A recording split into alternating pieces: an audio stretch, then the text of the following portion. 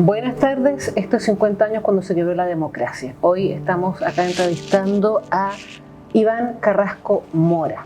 Hola Iván. Hola Cata, ¿cómo estás? Gracias por la invitación. No, gracias a ti por venir a conversar con nosotros.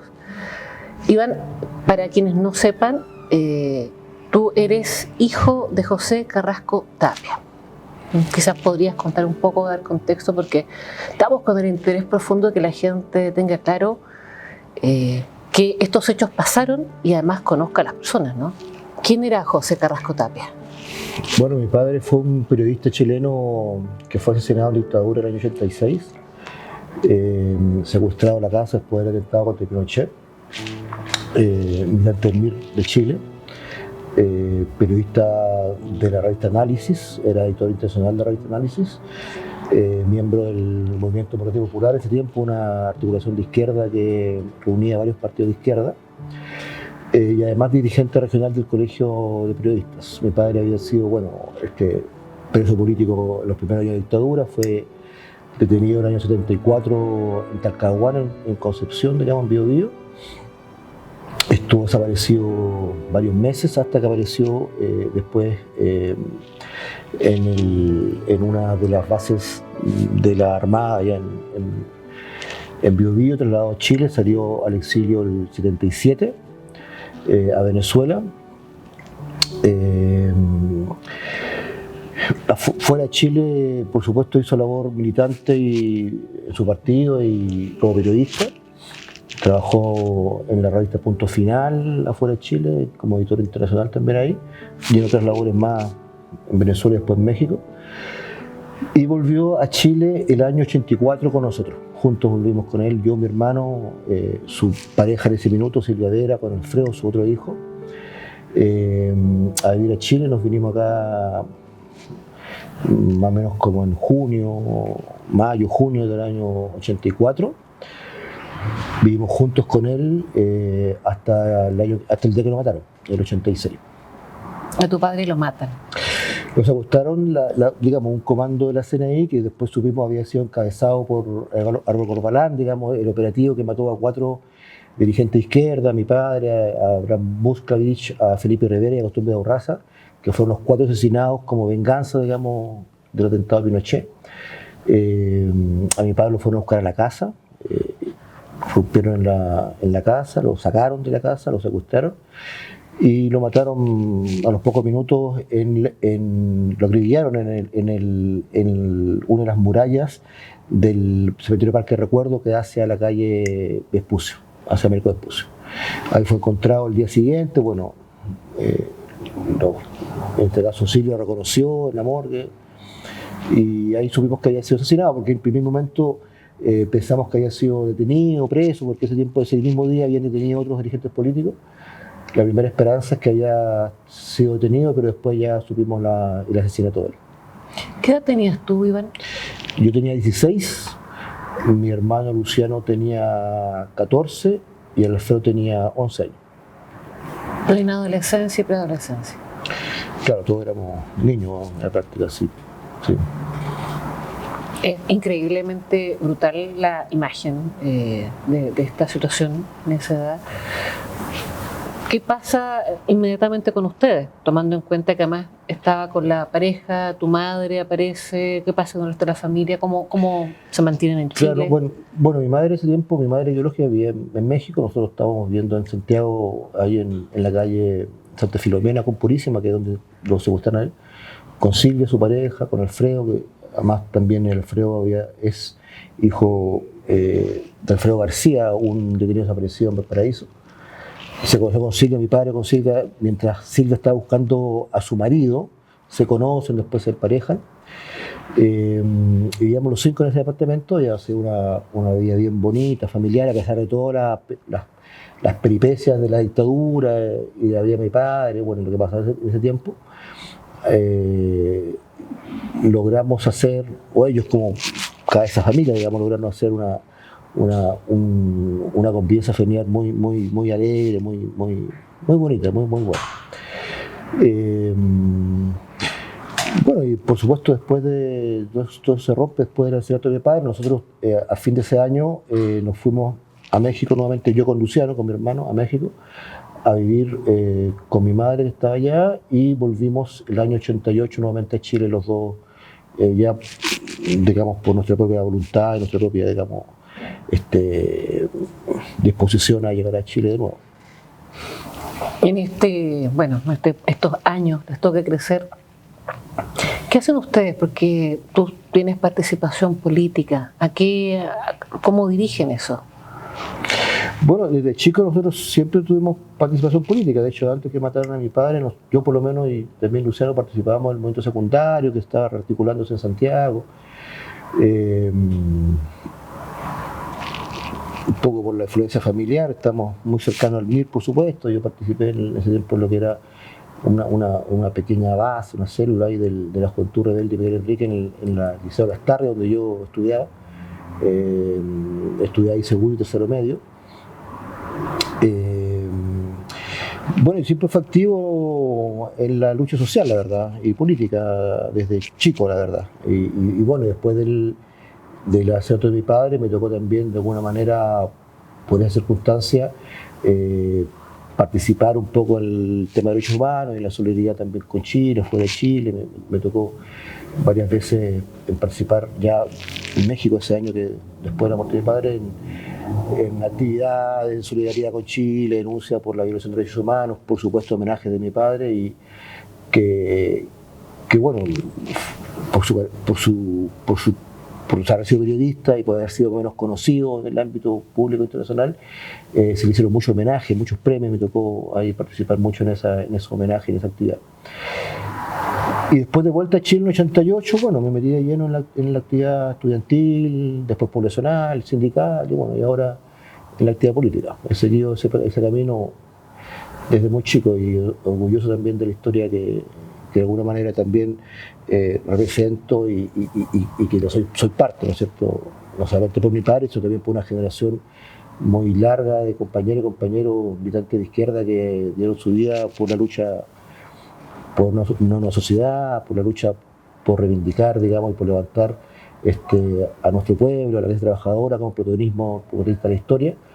Y de alguna forma somos tributarios también de esa lucha y que la hemos seguido desarrollando en nuevas condiciones, en nuevos tiempos, de nueva manera, pero sin olvidar nunca la raíz y la vértebra, ¿no es cierto?, histórica que un poco seguimos empujando. ¿Qué pasó con los restos de tu padre? ¿Ustedes pudieron recuperar inmediatamente el cuerpo? Sí, bueno, ¿tuvieron acceso, digamos, a eso? Claro, en ese sentido, claro, el reconocimiento del cadáver de mi padre fue hecho el día siguiente de su asesinato. Está enterrado en el cementerio general, en un mausoleo de los periodistas. Tenemos donde dejarle flores, digamos, a mi padre, sí. Eso es importante, ¿no? Es importante porque... Que tanta gente no tiene ese... Porque hay miles de familias que no tienen ese derecho de poder ir a dejarle flores a sus muertos. Y eso es un drama que todavía en Chile sigue siendo una espina muy clavada, muy fuerte en el alma de Chile, que a mí me parece impactante que hoy día la derecha, por ejemplo, todavía ni siquiera reconozca eso y los responsables que fueron ellos de haber generado esa herida, esa tan dramática en la historia de Chile y que seguramente va a ser para siempre. Este tipo de cosas son generaciones y generaciones que siguen viviendo el trauma, el dolor, digamos, el duelo, especialmente el caso de los desaparecidos, porque hoy hay nietos, bisnietos que no saben dónde están sus abuelos, sus bisabuelos. Es un drama muy grande, muy jodido, que lamentablemente a 50 años del golpe aún no se resuelve. Así, bueno, en este caso que sí apareció, que sí hubo, ¿qué ha pasado con la justicia? ¿En qué está eso? Porque también es un tema, ¿no? O sea, es como los distintos eslabones. Bueno, el caso de mi padre, yo diría por ser quizá un caso emblemático de violación de derechos humanos, porque era conocido, porque era periodista, ha tenido de alguna manera una presión la justicia por llegar, ¿no es cierto?, a investigar y a castigar a los culpables. Efectivamente hubo una investigación que incluso partió dentro todavía de la dictadura, por supuesto con todas las trabas y con todas las cosas, las trampas, ¿no es cierto?, pero se mantuvo. Después hubo un procesamiento de los autores, se llegó a terminar los culpables, Algunos de ellos pasaron un tiempo privados de libertad, pero después fueron liberados, casi todos, la gran mayoría. Se les aplicó una cosa que se llama la media prescripción, que es un recurso jurídico muy extraño, que en el fondo camufla la impunidad, que se aplicó en muchas causas de derechos humanos durante los años 90 y los 2000, buena parte de los 2000, en la que los autores de los crímenes fueron dejados en libertad. Hoy día hay muchos criminales en libertad producto de esta Subterfugio. subterfugio, se llama la media prescripción, y entre ellos los asesinos de mi padre. Qué increíble. Vamos a ir a una pausa y volvemos con este relato.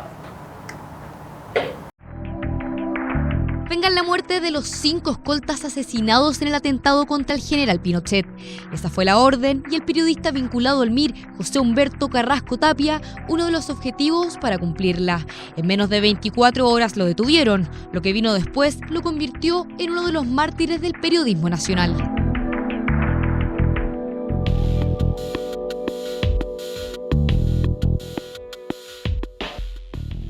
José Carrasco egresó del Instituto Nacional y estudió periodismo en la Universidad de Chile. Ahí se unió al movimiento de izquierda revolucionaria, una opción que lo llevó a estar detenido un año después del golpe. Posteriormente, junto a su familia, se exilió en México hasta 1984. Y cuando retornó a Chile, encontró que este espacio del Colegio de Periodistas era un espacio muy propicio para insertarse en la vida, no periodística, porque el periodismo lo ejercía en medios, digamos, pero a la vida, digamos, de resistencia a la dictadura militar. Volvió y se convirtió en dirigente metropolitano del Colegio de Periodistas y editor del área internacional de la revista Análisis, cargo que lo llevó a recibir amenazas de muerte que lo obligaron a viajar a Buenos Aires en agosto de 1986. Al mes regresó y en una entrevista señaló: más que nada amamos la justicia y amamos la libertad, y por la justicia y la libertad estamos dispuestos a dar la vida si es necesario. 7 de septiembre de 1986, con armas internadas por Carrizal Bajo, el Frente Patriótico Manuel Rodríguez intenta asesinar al presidente de la República. El general Pinochet y su nieto salvan ilesos. Sin embargo, 5 escoltas presidenciales mueren en el ataque.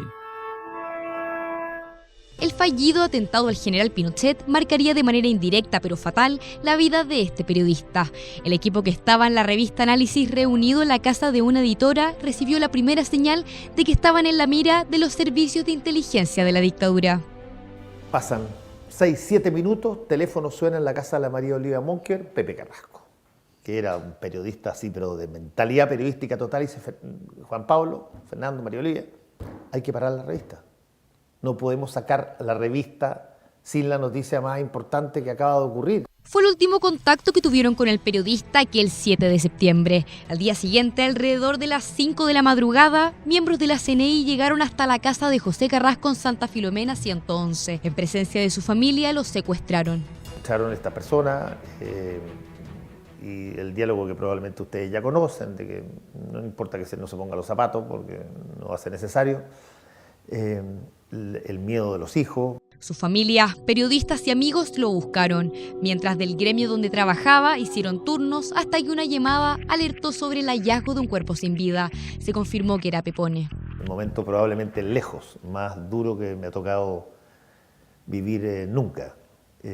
Acercarme a la Silvia y decirle que habían encontrado a Pepe y que Pepe estaba con 13 balazos en la cabeza. Fue muy dramático porque esa situación desembocó luego en el suicidio de Luciano, de uno de los hijos del Pepe, que siempre cargó con el dolor de que no había podido proteger a su padre. José Carrasco fue asesinado al costado norte del cementerio Parque del Recuerdo en Huachuraba. Sin embargo, no fue el único. Tras el atentado al dictador, secuestraron y asesinaron a Felipe Rivera, Gastón Videuzárraga y Abraham Muscatlit, todos vinculados a la extrema izquierda. En ese momento evidentemente que no se sabía quién pudo haber sido el autor del atentado, ¿no es cierto? Entonces es muy probable que se haya dudado de todas las, de las organizaciones de izquierda extra, ultra, digamos.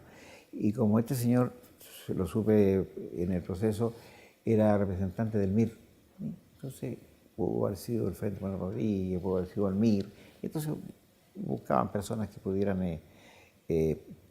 pagar esta cosa. Cuando matan a Pepe Carrasco, se manda el mensaje no solamente al MIR, no solamente a la izquierda, no solamente a los medios de comunicación, se manda el mensaje a los periodistas directamente y diciéndole, compadre, ustedes pueden ser sujetos de exterminio. Por incompetencia de la Corte de Apelaciones de San Miguel, el año 2001 se designó como ministro en visita al juez Hugo Dolmechurra. El actual ministro de la Corte Suprema condenó en 2006, 20 años después del crimen, al mayor del ejército Álvaro Corbalán a 18 años de cárcel en calidad de autor del asesinato justo al empleado civil del ejército, Jorge Vargas, y el comandante de carabineros Iván Quirós, quienes recibieron 13 años de condena. El último condenado fue el transportista Carlos Facchinetti, que recibió 5 años y un día por el homicidio calificado de José Carrasco Tapia. Después de ver estas imágenes, seguimos, Iván, hablábamos en el intertanto de estas situaciones que se da con tu padre, pero en realidad eso sí es una práctica sistemática de un sector de esta sociedad que, aparte de empujar el negacionismo, genera subterfugios para preservar la impunidad, ¿no? Está pasando hoy día con la ley Nain Retamal, y en esa época pasó con esta práctica. ¿Ustedes como familia han tenido acciones en realidad para tratar de cambiar esa situación, ¿no? Bueno, claro, hoy día lo que está, el caso de mi padre está llevado junto a otros 49 casos a la Corte Interamericana de Derechos Humanos. A principios de año, en febrero de este año, hubo una audiencia de la Corte en la cual se escucharon testimonios, en el caso mío, porque yo dentro de un grupo de familiares de detenidos ejecutados, entre todos escogimos algunos compañeros que puedan participar en ese espacio y bueno, fui yo, junto con las abogadas que están llevando ese proceso, que son Madeleine Garcés y Karina Fernández. Bueno, ellas iniciaron hace muchos años este recurso ante la Corte Interamericana de Derechos Humanos para que la Corte se pronunciara en contra de la medida de prescripción, ¿no es cierto? Llevaron varios casos, entiendo que solo había más de 49, pero en ese minuto eran 49 los que estaban llevándose a ser vistas ante la Corte. Nos parece un paso importante ese proceso. La Corte debería fallar a fin de este año, principio del próximo año, más o menos los plazos que la abogada nos han comentado que la Corte se toma para fallar esos casos. Y es muy importante porque un fallo de esa Corte permitiría, por ejemplo, que los tribunales en Chile nunca más aplicaran la medida de prescripción, no de forma retroactiva, porque eso es difícil lograrlo, pero sí hacia adelante. Y es importante esto porque incluso me contaba el abogado hace poco que siguen habiendo, hace poco, en este mismo año, casos en los que los tribunales, las cortes de apelación, etcétera, están aplicando la medida de prescripción y están dejando a gente libre, a asesinos, torturadores, etcétera, libres, digamos, sin ningún tipo de pena, a pesar de que ya ha quedado absolutamente establecida su participación en los hechos, que son los criminales, digamos, ya reconocidos. Entonces es importante que ese juicio se desarrolle, esperamos que la Corte Interamericana tenga un fallo favorable. Y además, pero también estamos preocupados porque el gobierno chileno, el gobierno de Gabriel Boric, en esa instancia, llegó a plantear cosas que nos pareció muy extraño. Si bien no reivindicara la medida de prescripción, sí asumían que habían condenas que habían sido efectivas. Entonces nos pareció extraño que, sabiendo que hoy día, lamentablemente, la justicia no está llegando, que el gobierno no se juegue entero por esto, digamos, de pedirle también a la Corte Interamericana que claramente se pronuncie en contra de la medida de prescripción. Así que por lo menos esa causa hoy día está avanzando, creemos que va por buen camino y va a ser un aporte a la lucha por la verdad y por no la impunidad. Ya estamos hablando de tratar de sentar jurisprudencia, aunque sea internacionalmente, que pueda... Claro, porque según lo que entiendo yo, esos fallos de la Corte Interamericana debieran ser asumidos por los tribunales chilenos. Claro, por acuerdo convencional, ¿no? Eso claro, es obligatorio para el Estado. Iván, en esa misma línea, pensando en este parangón que hacemos con lo que pasa hoy día, ¿cuál crees tú que debiera ser el camino que uno pudiera recomendar a la ciudadanía? Porque sabemos que hay mucha gente que no ha perdido un poco la esperanza, ¿no? Y quiere no insistir, que uno podría decir, ¿sabe qué? Vaya por este camino, acérquese a estos espacios, porque creemos que no podemos dejar pasar, o sea, la situación que tenemos hoy día en Chile deja en evidencia que muchas veces ese deseo de no perseverar, de dejar esto, asumiendo que se va a modificar solo, no es real. No es real. Lo que hay que hacer es mantener la presión sobre las instituciones, el Poder Judicial, el Parlamento, el Ejecutivo, porque los poderes que están, los poderes responsables de la visión de derechos humanos, los poderes que se pusieron en la dictadura y que siguen operando durante la democracia, siguen siendo muy poderosos, valga la redundancia. Estamos viendo hoy en el Parlamento, como hace pocos días atrás, ¿no es cierto?, parlamentarios de derecha volvieron a leer un famoso supuestamente acuerdo, ¿no es cierto?, contra el gobierno Allende. Entonces, ese tipo de cosas no solamente influyen en la política, también influyen en la justicia, porque cuando en la sociedad se empieza a generar esta idea de que la dictadura no fue tan mala, los criminales no fueron, etc. Claro, se fue también en la visión de los jueces. Y lo que hay que hoy día decir muy claramente es que cualquier violación de los derechos humanos es inadmisible, ¿no es cierto?, imprescriptible y tiene que ser juzgada y castigada. Y mantener esa bandera en alto, mantener esa línea depende de los familiares y también de la sociedad entera. Porque el día de mañana, hoy claro, antes nos pasó a nosotros, pero el día de mañana, si la impunidad se impone, ¿no es cierto?, pudiera ocurrir en Chile nuevamente que los militares se pudieran sentir totalmente favorecidos para seguir volviendo a matar gente o triturando, como pasó hace 2 años atrás, 3 años atrás en el estallido social. Entonces, la lucha por terminar con la impunidad, por impedir que los criminales salgan libres, no es una cosa solamente el pasado, no es solamente hacer justicia, que por supuesto lo es, ¿no es cierto?, sino también dejar instalado para el futuro que nunca más en Chile a los luchadores sociales o por tener diferencias políticas con el poder se pueda justificar, ¿no es cierto?, el asesinato, el crimen, la desaparición, la tortura. Entonces, el llamado a todos los movimientos sociales hoy día es también que tomen la bandera de la lucha por los derechos humanos como propia y la lucha por terminar con la impunidad y por castigo a los culpables también como una reivindicación de los pueblos de Chile. Sí. Estaba pensando en lo que comentabas recién. Tu padre, si bien tenía una militancia clara, mirista, al parecer lo que más complicó finalmente era su rol como comunicador, ¿no?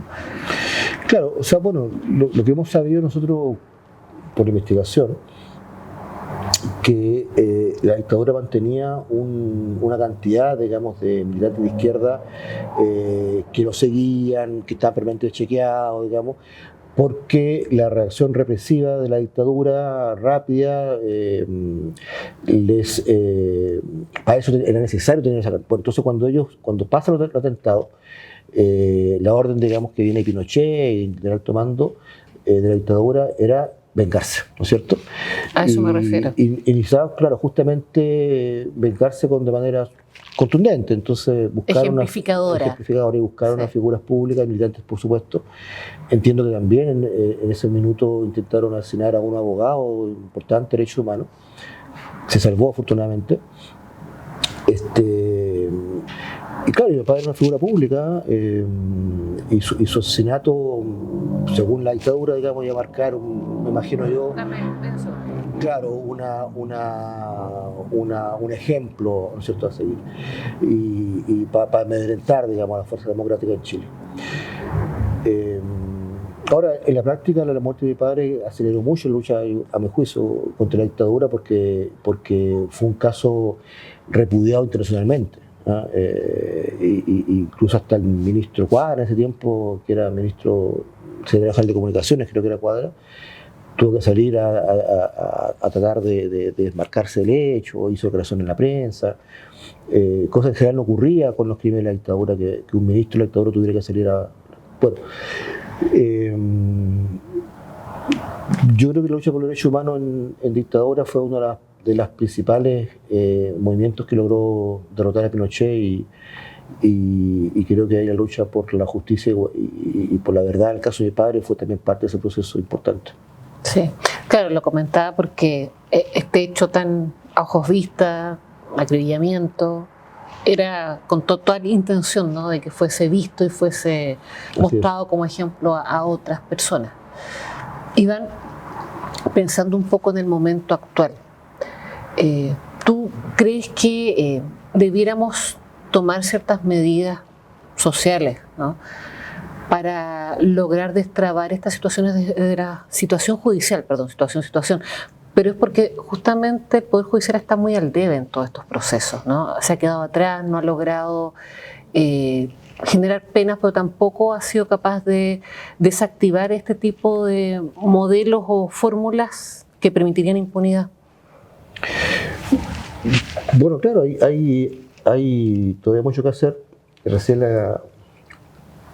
Cecilia, se llama la entrevistada Sí. recién, comentaba el bajísimo nivel de casos resueltos, de condenas que habían en Chile en el caso de derechos humanos.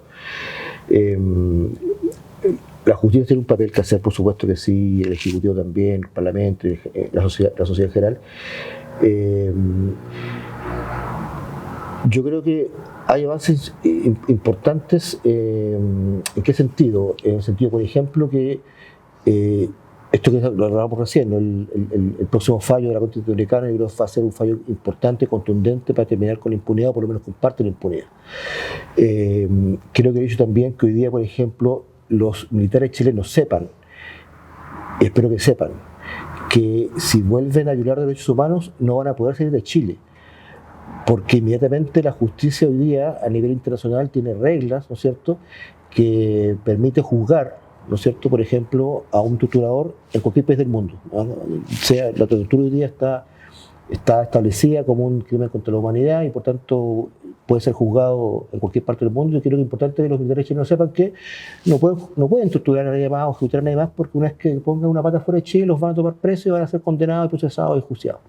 Eso es importante, son avances, sí, yo creo que importantes, democráticos, y en la lucha por la democracia, que por lo menos nos hacen pensar a los que militamos en causas populares y transformadoras, que de alguna manera los agentes del poder, ¿no es cierto?, los que han históricamente dado golpes y violado los derechos humanos en Chile, por lo menos se sienten un poco más limitados a volver a realizar esas prácticas. Bueno, yo estoy ahora, aparte trabajando en mis cosas personales, estoy participando en una coordinación de varios movimientos y organizaciones que estamos promoviendo el voto en contra en diciembre. Un poquito, ¿qué pasa?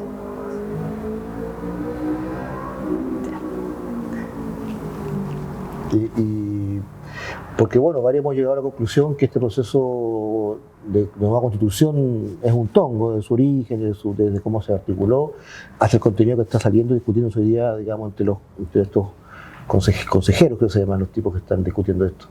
Entonces hemos llegado a la conclusión de que lo que hay que hacer, lo correcto es, si queremos seguir dando una pelea por una asamblea constituyente soberana, popular, democrática, con participación del pueblo, de los territorios, de la gente, lo que hay que hacer es estar en contra de este proceso e intentar por todos los medios de volver a levantar fuerzas para construir otro proceso. Entonces eso estamos trabajando y tenemos, bueno, diversos encuentros. El sábado recién pasado hubo uno, fue muy bueno, fue muy masivo, y estamos planificando más durante septiembre. También, bueno, actividades de solidaridad con el caso de mi padre. El Colegio de Periodistas todos los años se encarga de hacer un homenaje muy, muy hermoso. Este año va a ser el sábado 9 de septiembre. Tanto invitados también a las actividades que se hace siempre ahí en el costado del cementerio Parque Recuerdo por Avenida Vespucio. Y bueno, también empujando varios otros espacios de unidad social y política en que participamos también como militantes del partido, yo en este caso, y otros movimientos que también están empujando la construcción de lo que pensamos debería ser hoy día una alternativa más de pueblo, más obrera, más popular, más de clase trabajadora, que hoy día falta en Chile. Ya pensamos que hoy día en Chile justamente falta lo que hubo en los 60, 70, digamos, una expresión del pueblo organizado desde abajo, los trabajadores, los pobladores, con protagonismo, con presencia política, ¿no es cierto?, en la sociedad, y nuestros mártires, nuestros muertos, lucharon, trabajaron por eso, y creemos que ese desafío sigue pendiente en Chile de volver a levantar en Chile una alternativa política desde el pueblo trabajador, y estamos también empujando eso. Iván, para cerrar, puedes hablarle ahí a la cámara si te queda cómodo. Un mensaje para que quede ahí dando vuelta y que la gente pueda integrar esta historia también. Bueno, más que nada agradecer a todos las chilenas y chilenos que durante todo este tiempo han levantado la memoria de nuestros mártires, de nuestros muertos, especialmente el de mi padre, y seguir insistiendo, que siempre lo hago en todas partes, que en el caso nuestro como familia tenemos la posibilidad de saber dónde está mi viejo enterrado, saber lo que pasó, y de alguna manera conocemos a los culpables, a los asesinos, pero hoy día en Chile sigue habiendo miles y miles de personas que no saben dónde están sus muertos, no conocen a los asesinos y no conocen la verdad. Y esa lucha es fundamental porque es una herida abierta en el corazón de la patria, en el corazón de nuestro pueblo, y en este año que se cumplen 50 años del golpe, es más importante que nunca seguir exigiendo verdad, justicia y no la impunidad, y esperamos que todo el pueblo de Chile nos apoye en esa lucha y en esa causa. Muchísimas gracias, Iván. Con esto cerramos este capítulo de 50 años cuando se quebró la democracia, un programa en colaboración con el sitio Memoria Estadio Nacional. Les esperamos la próxima ocasión.